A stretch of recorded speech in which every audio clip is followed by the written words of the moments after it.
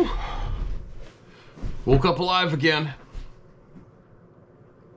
Gonna be a good day. Gonna be a busy day. Still more canning to do. It's Boxing Day.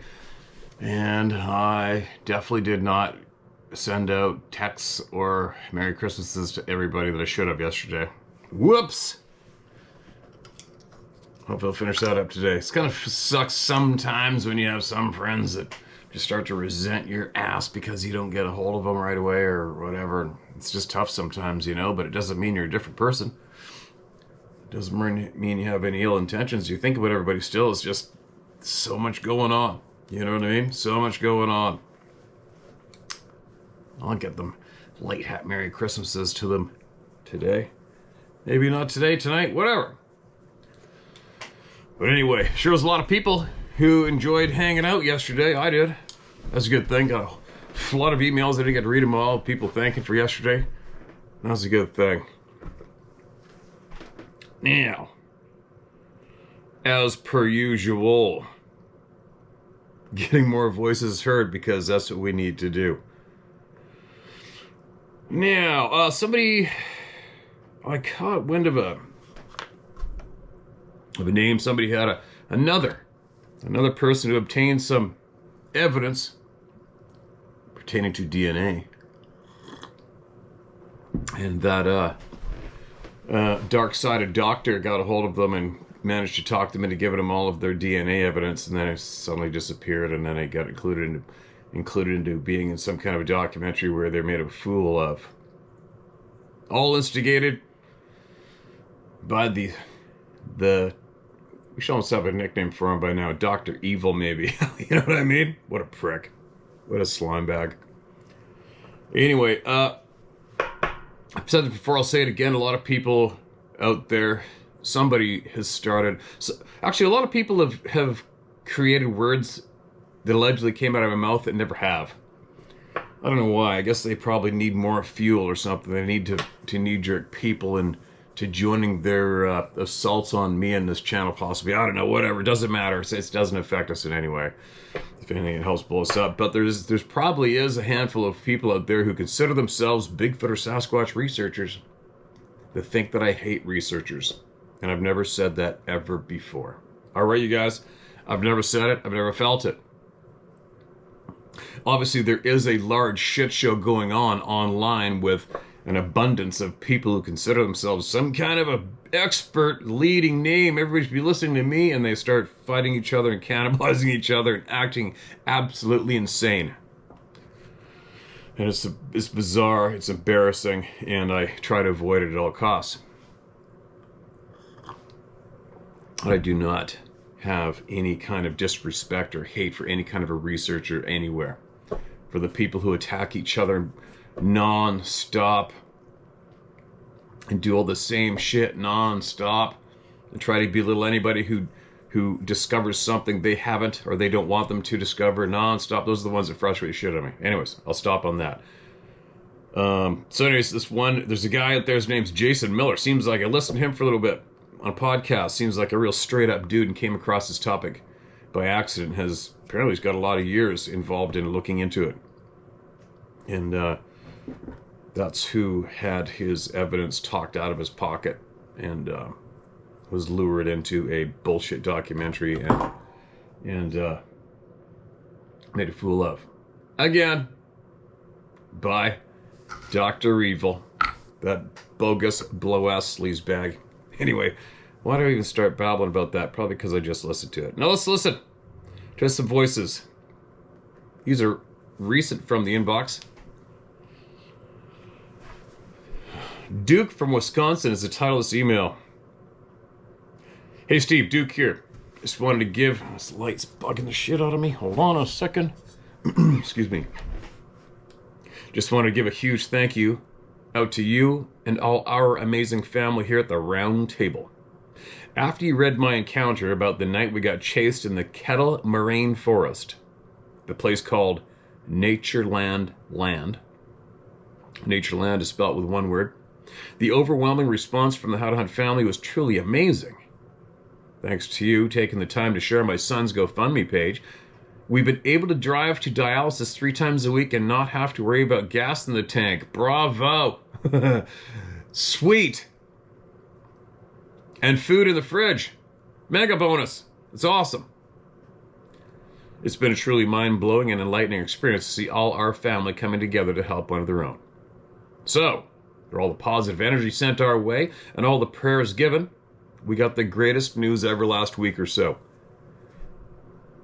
Dane will be checking into the American Family Children's Hospital on February 6th to prep for his kidney transplant on the 7th. Finally. Whoa! Happy dance. Happy dance. My son will get to return to a semi-normal life again. I'm absolutely blown away this is happening so fast. That's freaking good news. Isn't that exciting?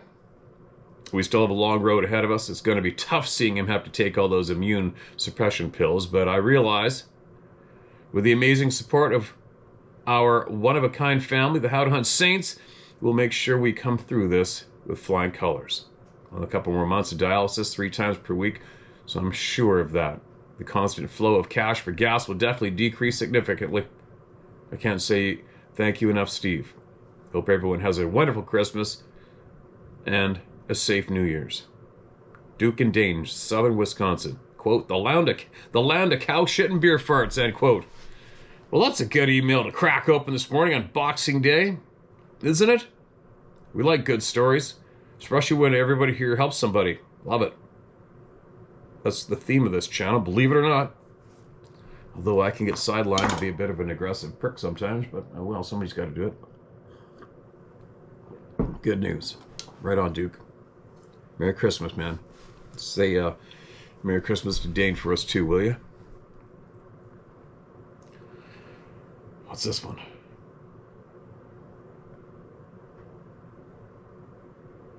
Okay, this is a long one about doom and gloom, not related to our topic. Maybe another time. This is titled Mind, Speak, and Telepathy. All right, a lot of us have an interest in that because it's a very strong pattern and we can't ignore it. It's a fact. I respect you, and this is my truth. My name is Justin, and Mind, Speak, and Telepathy are indeed real. Agreed. I experienced both in an encounter with a Yowie in far north Queensland, Australia, in a place called Cow Bay. This jungle there is so thick and full of spiky plants, it can't be walked through. The only way to walk that jungle is up rocky creek beds. There's a small abandoned cabin on the edge of the jungle called the Blue House. It's a squat house, built and abandoned by some gay guys who died from AIDS, the locals say. I was traveling and needed a place to roll my swag. Roll my swag, I'm thinking that's betting. And the locals at the Cow Bay pub said go there, so I did. I'm lying on the floor of the cabin in my canvas swag, so that's what that is, sleeping bag. Early in the morning, just contemplating the day ahead. Now this is where I ask you to keep an open mind of what some of us can actually do. I became aware of a pressure. Something was not right. So I stepped in my... Let me read this again. So I stepped in my, quote, light body, out of my physical body, and arose up above the cabin to observe my surroundings and see what I could see. All right, I got an open mind, and I've heard of this before. I don't know anything about this. We're going to read. I've been able to do this since I was a kid. It's just natural to me. I observed a large gorilla-like being. It looked fuzzy, half physical, half spirit, walking on 2 feet, approaching the cabin.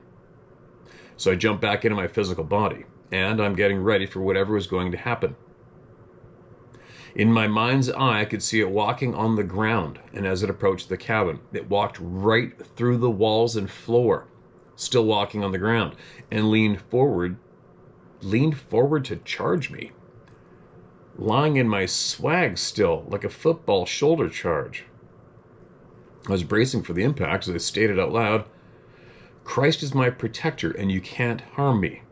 Well, it moved right through me, just like it was moving through the cabin, like a ghost. It turned and tried again to no avail. excuse me, that's when I experienced the mind speaking for the first time. It said in my head, in English, move on.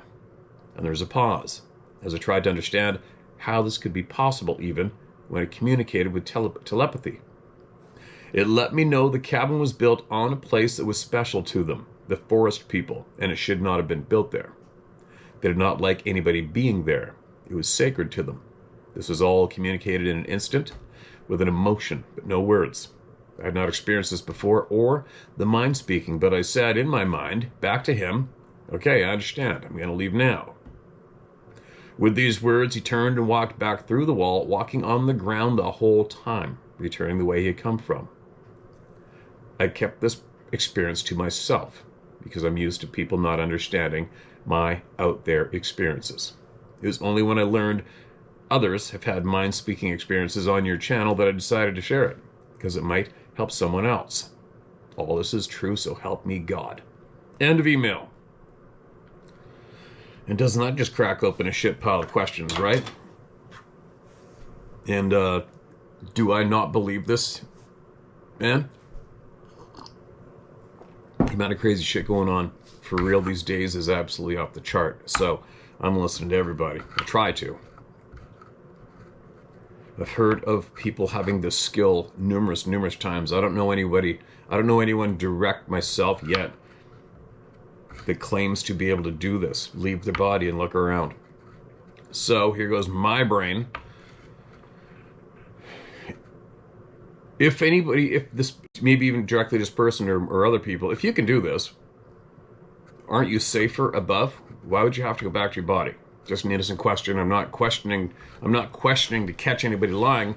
These are my honest questions that come to mind to someone who can do this. So if you felt the urge, I gotta get back to my body to see what's gonna happen. I think if I was to be able to leave my body and be up there and look down and see one of these terrifying beings coming into the cabin, I'd be like, holy shit, I'm staying up here.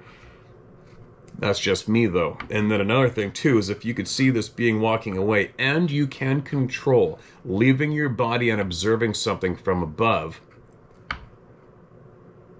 I'm thinking I would probably have the confidence to follow that dude to wherever he's going, to learn more and see like, all right, where'd you come from? Where are you going to? I think I'm just going to hover above your ass because you're not looking up at me, and I'm going to go and follow you and see what's going down. Where'd you come from? Who are you? What are you? That's just me. I'm just trying to picture myself if I could pull the shit off. Would I just rise up above and look down and see a being? Oh, holy shit, what's that? Holy cow, just mind spoke me. And then they leave. Okay, I'm out of here. I think I'd probably be utilizing my skill to do that, to do a lot more. But that's just me. Maybe I don't understand enough. Obviously I don't. I'm still learning. There's a lot of people that allegedly have this skill. A lot. And again, it's a weird thing for a lot of people to wake up in the morning and think to themselves, I wonder what I'm going to make up and lie about today and try to share this online publicly, because it's all bullshit, but I'm just bored out of my head and I think I'm going to do it. Right? It's a tough one. It's a tough thing to picture somebody wanting to just pull out of their asshole and deliver it online, right? Anyway, I'd like to learn more about that skill. Interesting. A lot of people are shaking their head. Yeah, no. Oh, I made a note here. Rumble not connected. So a lot of people want me to go to Rumble. And I explained that, yeah, I went to Rumble, but nobody went. But I did hit a button connecting the Rumble to my YouTube, and it was automatically loading the YouTube videos to the Rumble channel. Perfect. Then all of a sudden, it stopped on its own. I don't know how, I don't know why, and I don't know how to fix it. What's up with that? I haven't a frickin' clue. Why would my YouTube link up with my Rumble channel, load the videos I'm loading here continuously for a couple weeks, and then all of a sudden it stops? Don't know. I need more time to look into that, but I thought I'd make that note to everybody about the Rumble channel. Now, who's next?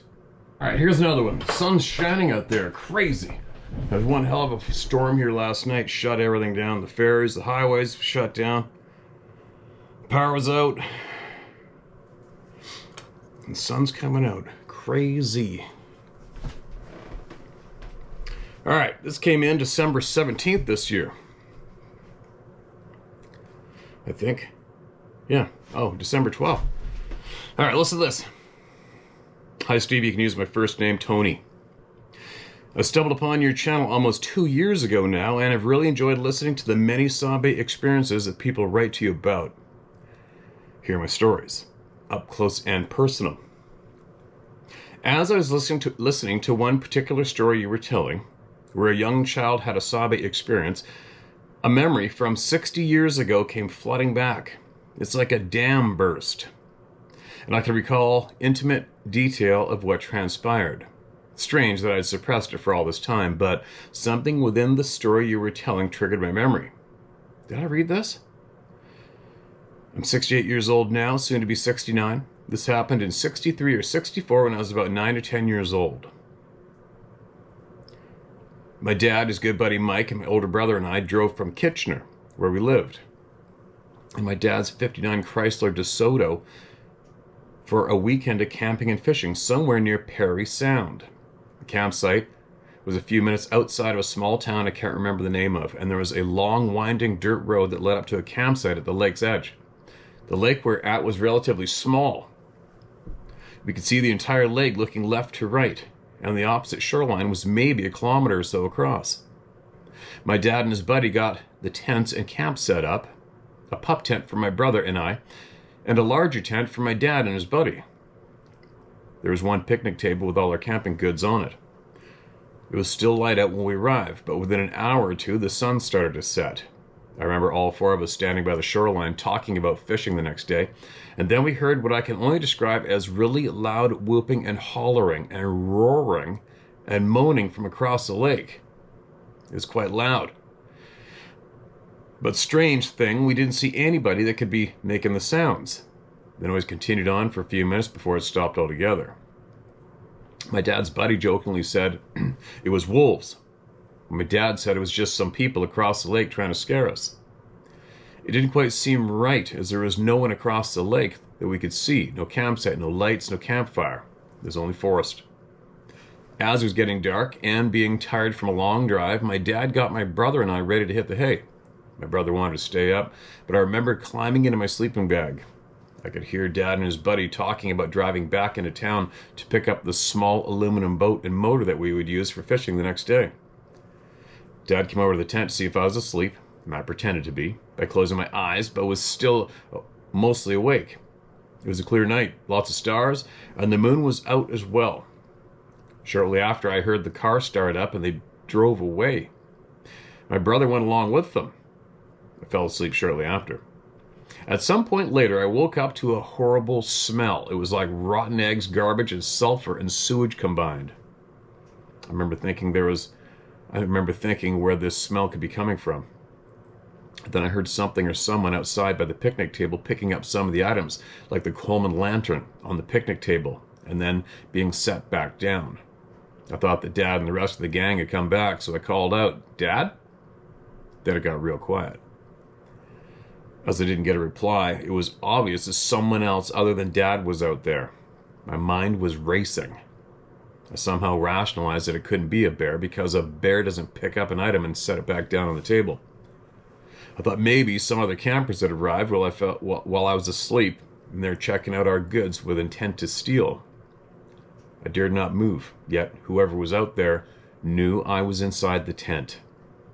It was a clear, starry night with some moon, so I could see outside the tent. Not well, but I still saw no one.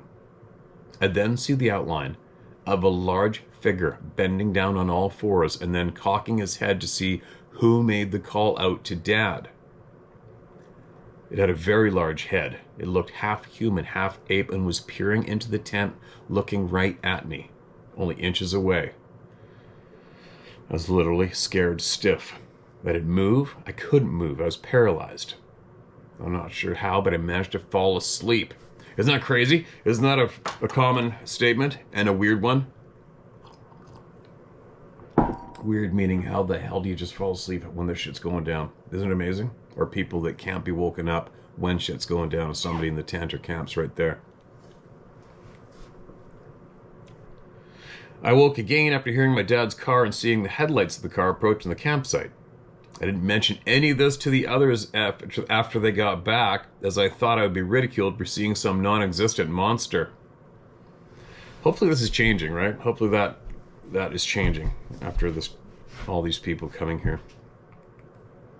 The rest of the weekend was uneventful. I never told anyone about this encounter until now. Next story. From my late teens on, we had about 10 to 12 pals where we would go to Algonquin Park for the May 24 long weekend for some canoeing and camping. All right, I think this is in Ontario, Canada, right? We kept up this tradition for 24 years straight with the same group of guys. We ran into all kinds of weather over that time frame, from hot and humid to freezing cold to rain to snow to warm sunshine. The trip was a really nice sunny warm weekend. We had just finished a portage and found a relatively open area of forest, not too dense. We stopped for lunch and then played hide and seek. Half the guys would hide and the other half would seek. We gave them 5 minutes to hide, then we were on the hunt. At one point during my search, it got very quiet, eerily quiet. I couldn't see any of the other searchers or find any one of the hiders, although we all left together in the same direction. It was very quiet and still, yet very peaceful. I wasn't afraid. I checked up in the trees, behind some stumps, but I couldn't find anyone. I went a bit further into the forest. I'm standing under this large tree. I think it was an oak or maple tree, and then a small dry pine cone hits me on the shoulder. I'm thinking one of the guys I'm searching for is throwing it at me. Then another one hits me in the chest and bounces to the ground. It definitely came from up in the tree. As I'm standing right at the base of it, and the pine cones come from above. I'm looking up and I can't see anyone of my buddies. I can't see any one of my buddies, so who could be dropping them on me? Very strange, I thought. Dried pine cones falling out of an oak or maple tree. Well, maybe squirrels dropping collected food, I thought. Not thinking too much about it, I decided to head back to where the canoes were. It was less than a kilometer back to the other guys and the canoes. When I got back, the rest of the guys were all there wondering where the hell I was, as I was gone for well over an hour. They were starting to get word that maybe I got lost and were going to start looking for me. I swear, I was only gone maybe 5 minutes maximum. Was there a Sabe throwing pine cones at me? Did Sabe manage to make time stand still? Was he moving? Was he having fun and just dicking with me? Okay, that's an interest to me too. A lot of people have reported similar, excuse me, right? Being gone for hours and their partners freaking out when they thought they were gone for minutes. That's a solid pattern. Last story. By this time in my life, I'm into my 60s. I was quite interested in Sasquatch and was actively searching out all the information I could get. I hadn't yet stumbled onto your site by this time, although I was following Dave Plattis' Missing 411. My wife and I were planning a trip to Victoria, BC to visit family, and I thought I'd check out the local BFBSO on the island and see if I could join them on an outing to find Bigfoot. I emailed one of the research groups and talked to a fellow who stated they were going to the mainland to try and find some Sasquatch during the time we would be visiting. He told me that 80% of the sightings turn out to be bears. I remember telling him, how do you mistake a four-legged bear for an upright bipedal being? I recall feeling the bullshit meter going off the scale, so I decided to forego the BFBSO get-together. Glad I did, now that I know better from your numerous mentions about these jerks. During our visit to Victoria, my wife and I decided to head out to East Sooke and explore some of the roads and surrounding area. I'm very familiar with East Sooke. I see a freshly graveled road off the main road winding up towards a ridge, so I drive up. We get to the top of the ridge and see 2 houses that were being built. Both were unfinished outside, but framing was completed with lots of construction materials lying around. The houses were on the downslope beyond the ridge, about 100 feet from the car. One to the left, one to the right, forest all around, except we were parked and the houses, one to the left and one to the right, forest all around. except where we parked and the houses were. There was no one working on the site at the time.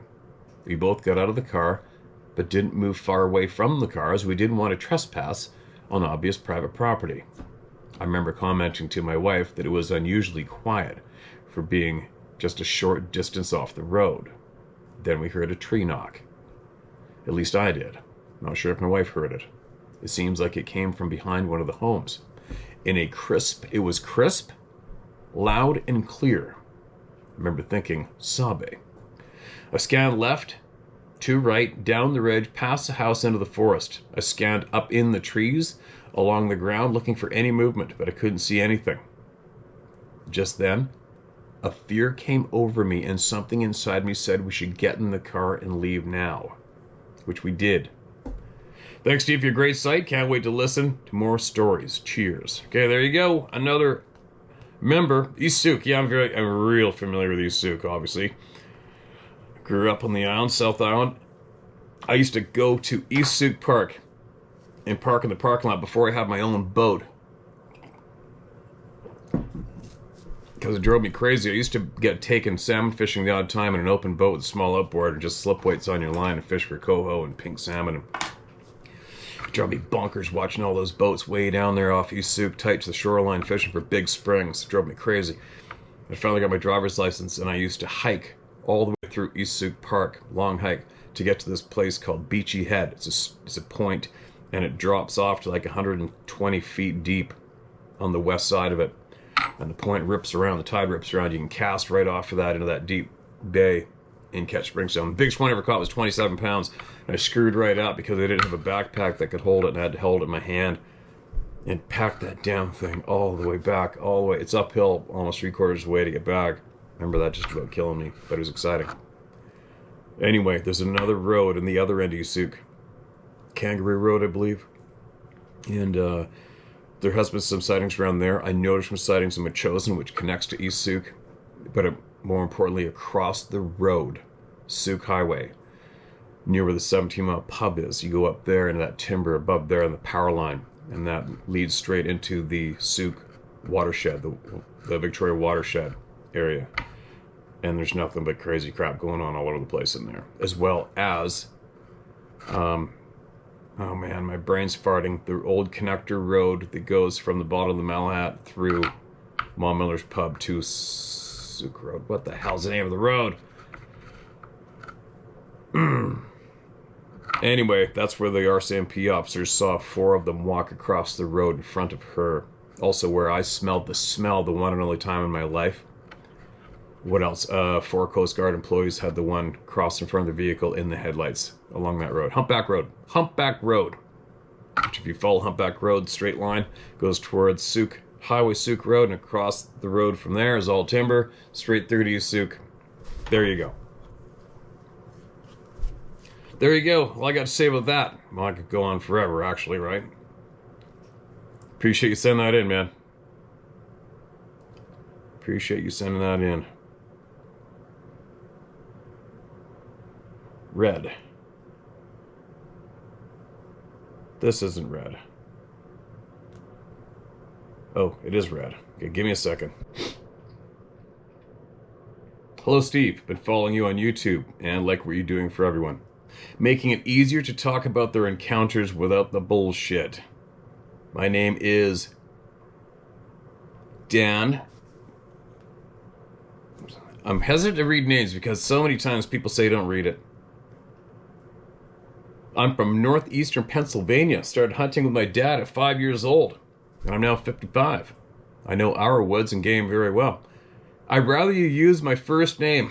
There you go, nailed it. Dan, as I get my balls busted by some people. Excuse me, even by a game warden when I told him and others about a young mountain lion crossing in front of me. And I almost ran it over. So there's no way I'd bring up Bigfoot with 95% of the people around me. These events happen where I live. To give you an idea of the terrain, I live at the base of the northwest slope of the Appalachian Mountains. My land backs up to the mountain, which goes for miles of undeveloped land, and the mountain range runs all the way to the Adirondack Mountains in New York. There have been Bigfoot sightings over the years in the surrounding area. I have 2 good friends who had sightings. There's also an older report by men in our hunting camp on top of the mountain I lived below. I never saw one, but had strange events occur on more than one occasion. My first one was in my yard. It was about 9 p.m. in the summer, just getting dark. I had an issue with my septic pump and had the lid off the septic tank to install a backup pump I had. I was on my knees with my back to the woods, and about 9:30 p.m., now dark, working under a spotlight, my mind was on the task at hand, and not too happy about literally performing the shitty job. Out of nowhere, the hairs on the back of my neck stood on end. That sixth sense that never lies to me. And I got a chill up my spine like I never had before. I don't scare easily, but this had me at wit's end. I popped to my feet and sprinted to my deck like I was on fire. My wife was on the deck and said, "What the hell is wrong with you? I didn't see you move that fast in my life." I started staring in the woods and could now hear something big walking up from behind from where I was, then turned slightly, and it stayed about 20 yards in the wood line. I had a flashlight and shined it where I could hear the walking, but I couldn't see anything. It stopped and stood for a while. Must have been looking at us on the deck, and then it walked off. It spooked me to no end. That damn thing didn't make a noise until I was on my deck, which is about 8 feet high. It was coming up directly behind me. It sounded like a person walking, only a slower pace. There was no eye shine either. That fall, I kept hearing trees falling, big ones, with no wind, on and off, mostly in the fall and winter. A couple of times I could hear something walking, then it would stop like a person that would walk up to something and do that half step to stop. Then I would hear the trees getting pushed over. This account was the strangest that ever happened to me. I was out working on our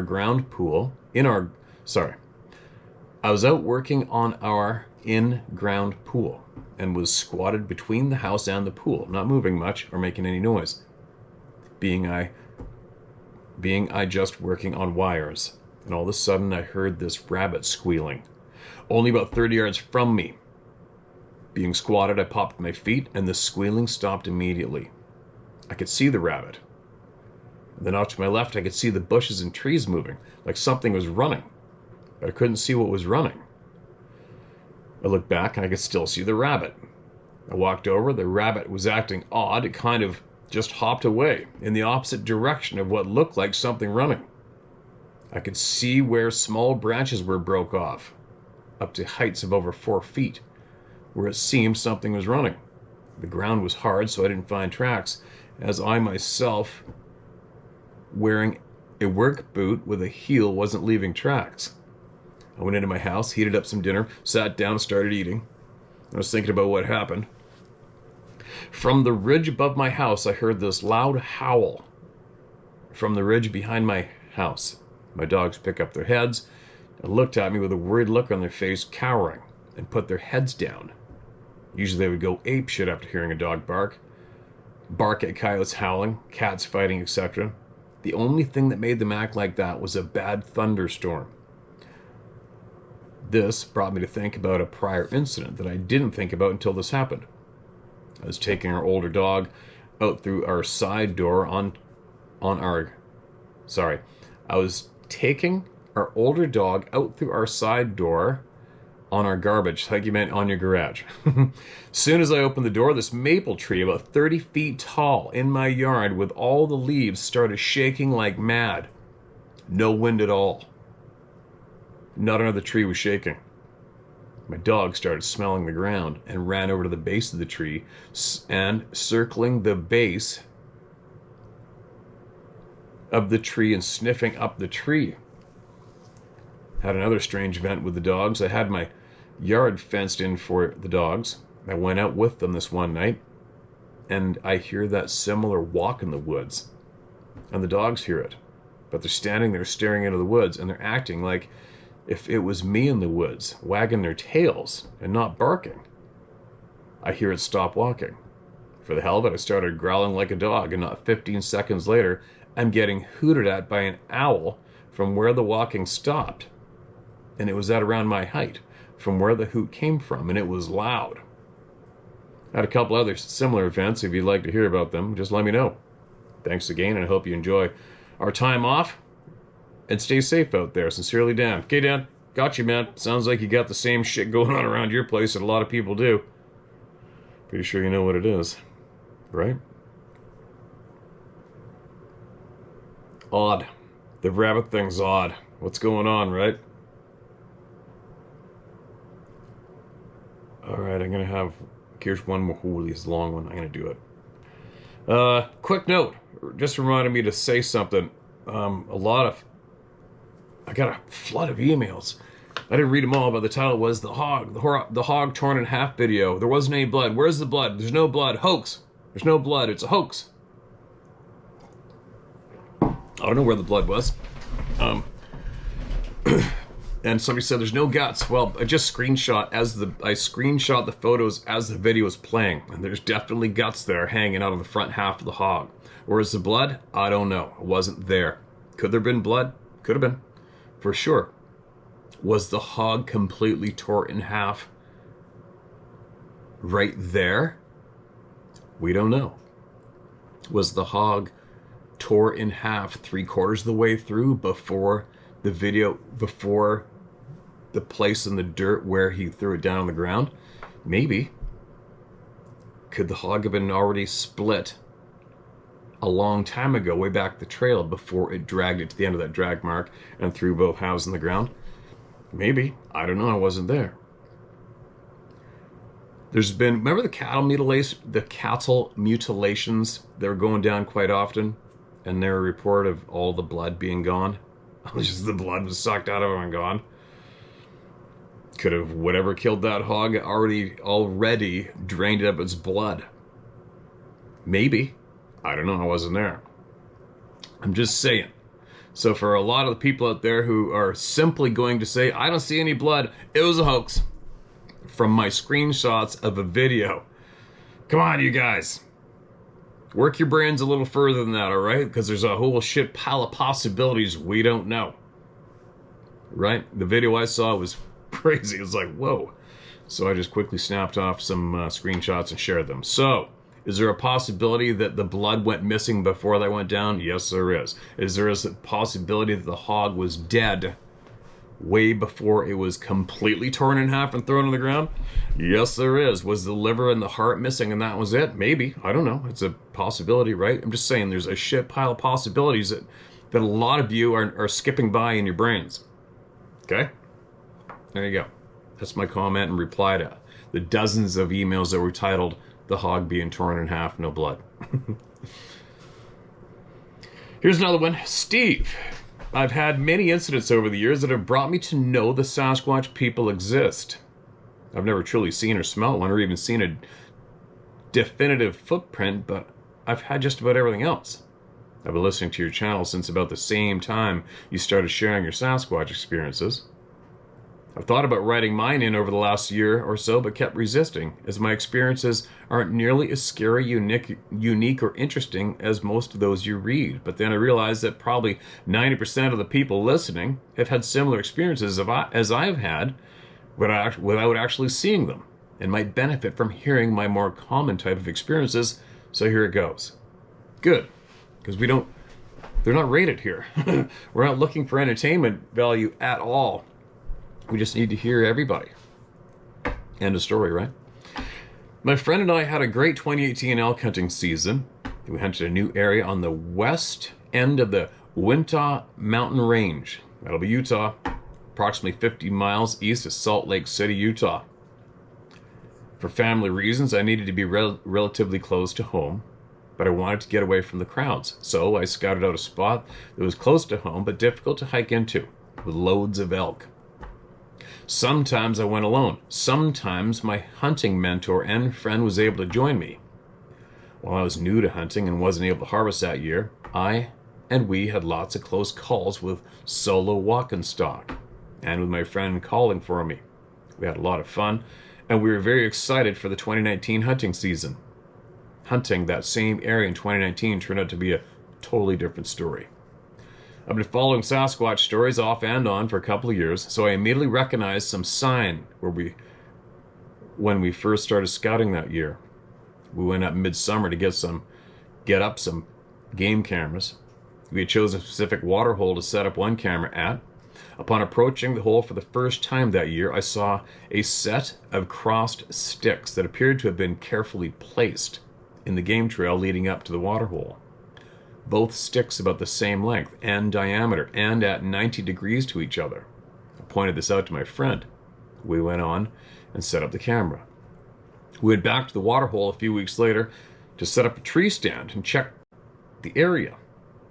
While setting up the tree stand, I noticed 2 sticks hanging on a broken branch stub on a live tree. See attached picture. These sticks were again at a near perfect 90-degree angle. The statistical odds of these sticks ending up like that would be astronomical. They were put there by some intelligent being. I doubt it was a human.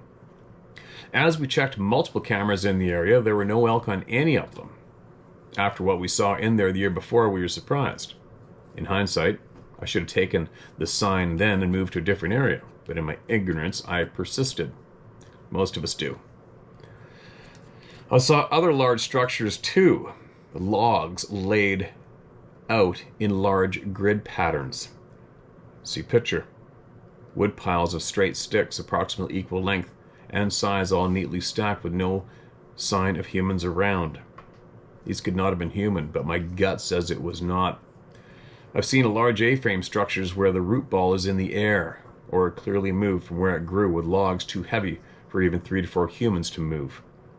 As I sat in the tree stand with my bow, between scanning the trees and clearings, I would watch the bees and other insects near the water, birds flying around and hopping about, squirrels squawking, crows flying over, etc. Multiple times I had those times of eerie silence where there were no birds, no bugs, squirrels, or anything. Just dead, calm silence with no sign of life. Sometimes it would last for hours. In those times, I never felt unsafe, fearful, or the need to leave, but I felt they were near. One time while I was in the tree stand, my friend was walk and stalk hunting about half a mile away and felt that eerie feeling of being watched. Another time walking into the area, I was alone. About 1.5 hours before first light, I had a small LED headlamp on my head as I was walking in. I typically scanned through the bushes and trees from side to side, as there were often deer or cattle in the area that would be looking back. One time while scanning, I saw a pair of eyes looking back at me, about 50 yards away. Large eyes, about 12 to 14 inches apart. That is frickin' huge. That would scare the shit out of a lot of people. They reflected green. As a side note, I've since paid close attention to stories of the Sasquatch reflected eye color. Most describe them as red, but some described them as green. It was dark enough that I couldn't tell height or make out any body shape. At first I thought it was just a cow, but whatever it was looking back at me, then ducked one eye behind a tree, peeking out from behind the tree with the second eye. As I kept walking, there was a small patch of bushes that obstructed my view where the eyes were looking at me. After passing the obstruction, I looked over again and saw both eyes looking at me again. This time they both shifted to the side, hiding behind a tree. I can't imagine any typical forest animal or cattle having the intelligence to hide behind a tree. I was nervous, but kept walking. Yeah, same, man. That as being a hunter, you see something doing that would freak anybody out, especially me. I've heard that these beings can mimic just about any sound. One day I was alone, walk and stalk hunting midday on a north-facing, steep, dark pine forested area. I came to a nearly level shelf with a clearing or meadow on it, about 80 to 100 yards across. While just inside the tree line, I stood still listening and looking around. While doing so, I clearly heard the sound of a zipper, like someone zipping up a jacket, coming from what sounded like 20 to 30 yards away towards the middle of this clearing, but no one was there. I stood there for a while to see if another hunter would emerge from somewhere, but there was no place anyone could hide. I felt a strong sense that one or more of these beings was standing there looking at me, but I couldn't see anything. My sixth sense was telling me that I was not welcome here, and this was a polite way they're asking me to leave. I did. That hunting season was quite a disappointment. I should have left the area and hunted elsewhere. This last summer, 2020, well, this is an older email, huh? I was with my wife and kids at a high mountain lake in central Utah in the middle of the day. I was playing with a sling, throwing golf ball-sized rocks across the lake, into the lake, and skipping rocks on the water, etc., when one of the rocks inadvertently hit a tree square on the trunk. It made a loud tree knock sound. About 5 minutes later, we heard a tree knock response from back up in the forest a few hundred yards away.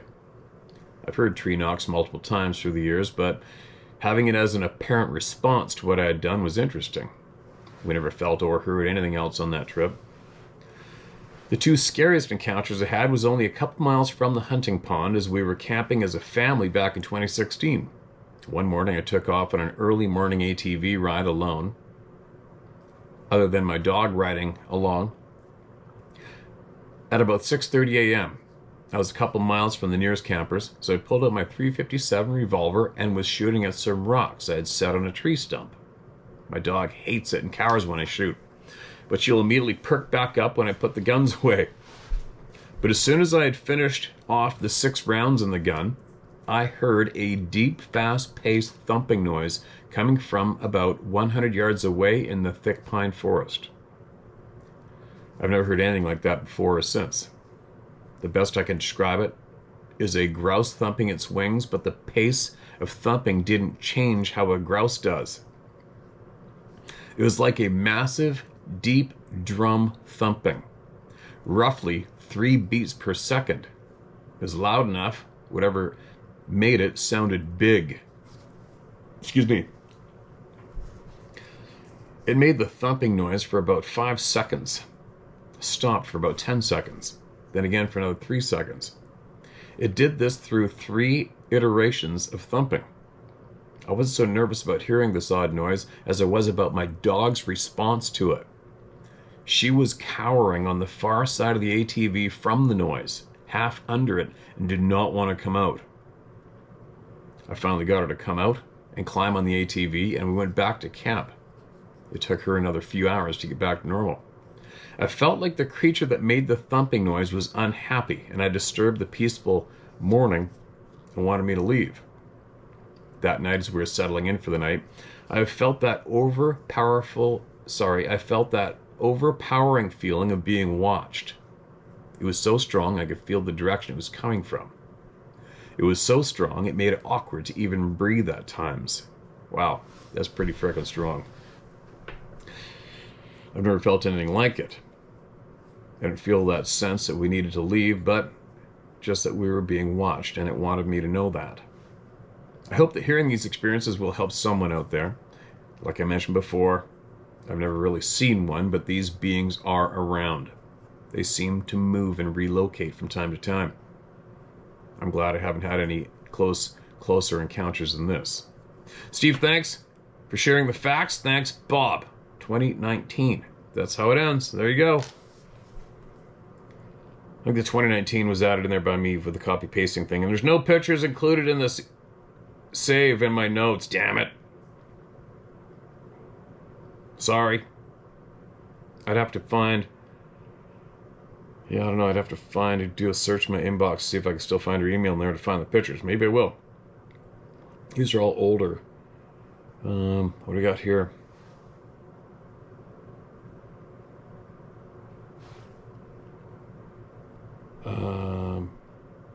There's a screenshot. All right. When's this? This is December 17th, 2020. Screenshot for a man named Brian Lindsay. Steve, your program is riveting. Keeps you on the edge of your seat. Hold on a second. I got a comment in the previous email. Sorry. The elk hunting thing, right? That's a very, very strong pattern to point out by a lot of people in the past. Elk hunters are possibly one of the more common groups of individuals to have experiences with these people. There you go. You know, I used to always tell people, caution people in BC, where you find elk, you're going to find grizzly bears when we're talking about grizzlies, right? Elk and grizzly bears love the same zone here in British Columbia. I believe they do as well in Yellowstone and everywhere else around there too, right? Elk and grizzly bears love the same terrain. I believe they both gorge in the same vegetation, and when a grizzly can, you'll take down an elk. But anyway, now it's become very pertinent that these people and elk seem to go hand in hand quite commonly, right? Good for you on noticing all those signs too, man. Yeah, I think for me personally, me and my hunting, and what I need from my hunting, I probably would have dumped the area right away too and gone elsewhere to make sure I was going to be successful with my time, right? But there you go. Thanks for sending that in, by the way.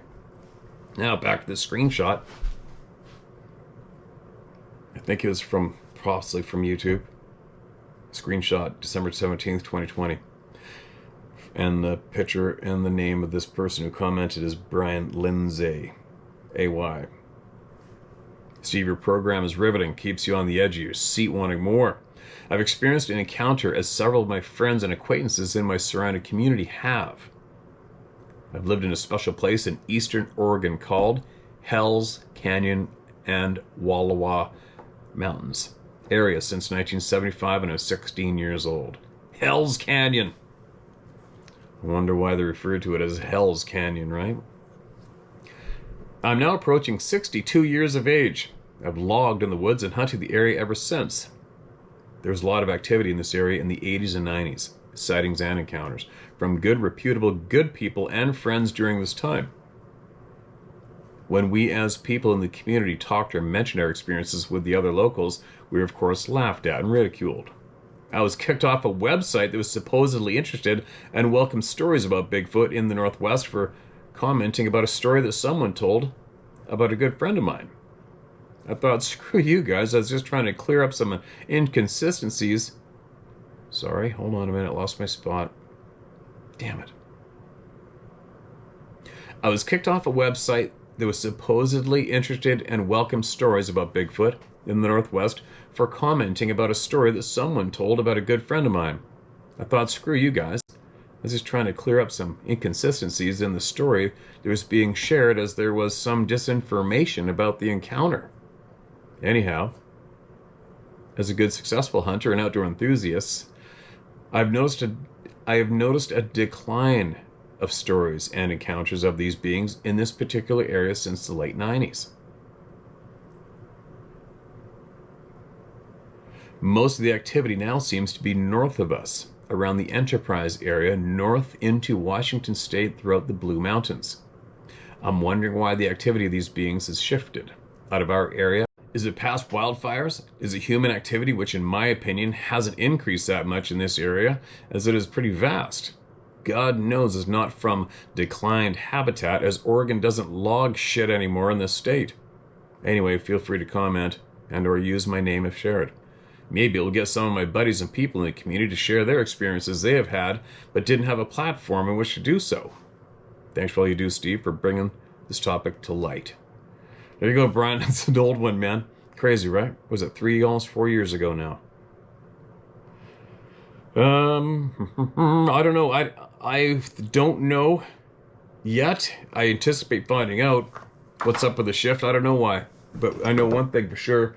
A lot of people who've had rural properties and ranches and farms, etc., have all reported, my grandparents, my great-grandparents had this ranch, my parents had the ranch, we still live there now, and we never seen anything like this until last week, right? That's been a fairly common one shared.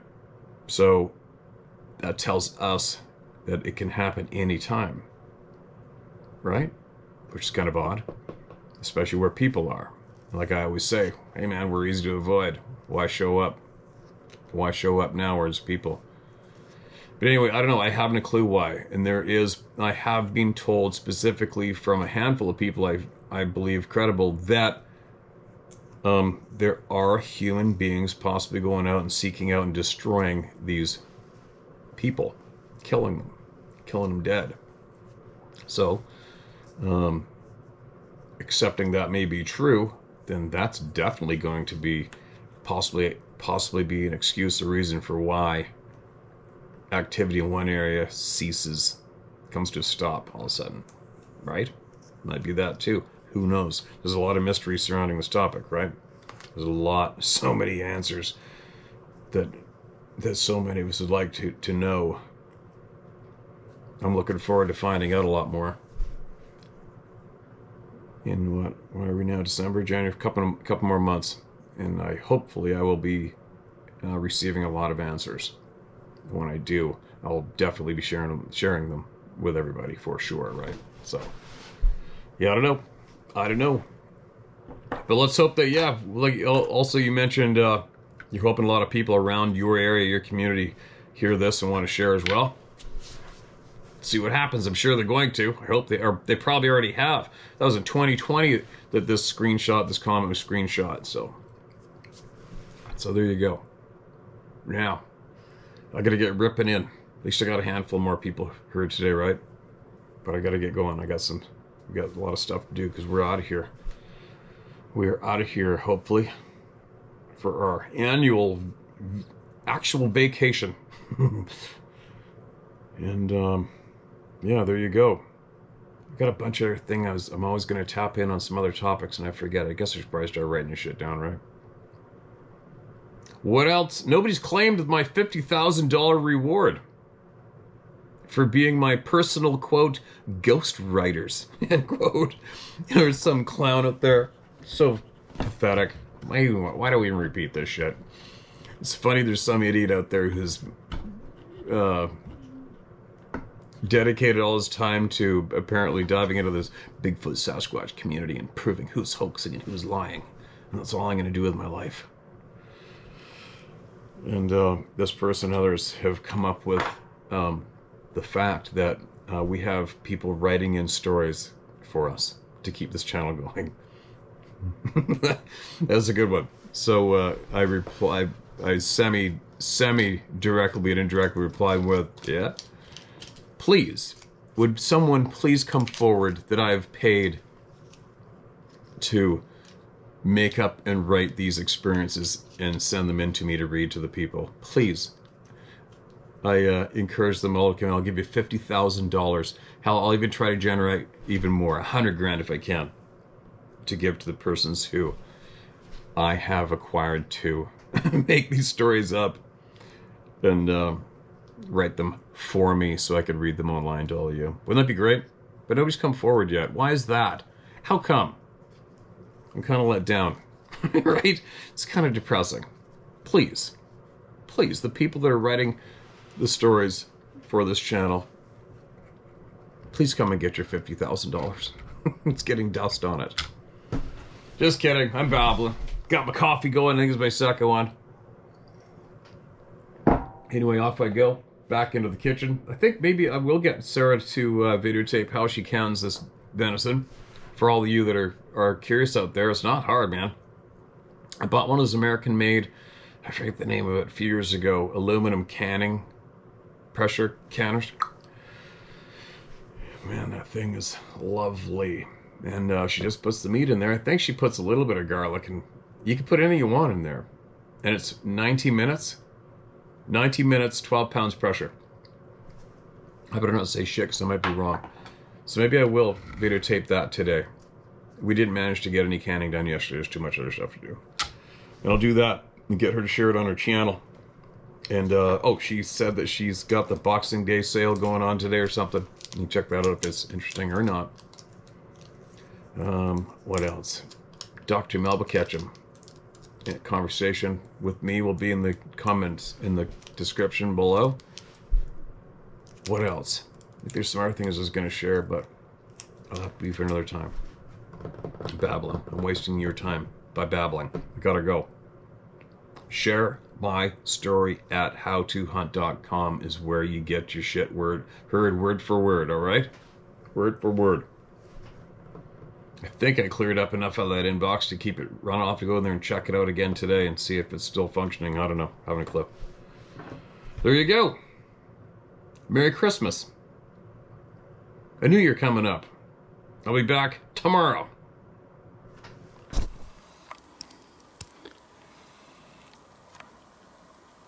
Yep.